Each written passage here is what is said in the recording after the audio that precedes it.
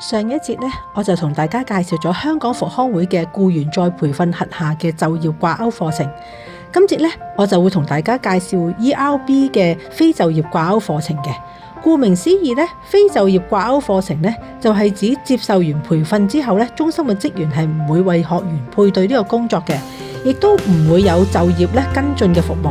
當然啦，亦都唔會有333蚊嘅一日嘅培訓津貼啦。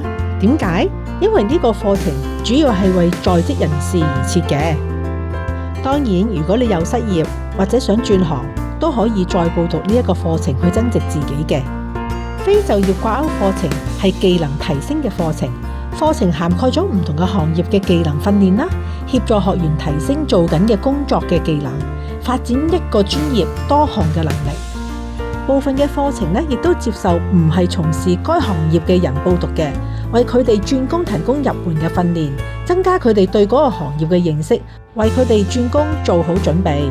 其實呢，非就業掛鈎課程呢係要俾學費嘅，而學費係會按照申請人嘅入息水平而提供唔同數額嘅資助。如果你係收入超過23,500蚊一個月嘅學員呢，就需要交晒全費。如果你係收入介乎15,001蚊至23,500蚊嘅學員呢，可以獲得 ERB 資助大部分嘅學費嘅。至於冇收入嘅人士或者收入喺15,000蚊或者以下嘅人士呢，就可以申請完全豁免學費啦。香港復康會藍田嘅中心提供咗以下唔同類型嘅非就業掛鈎課程。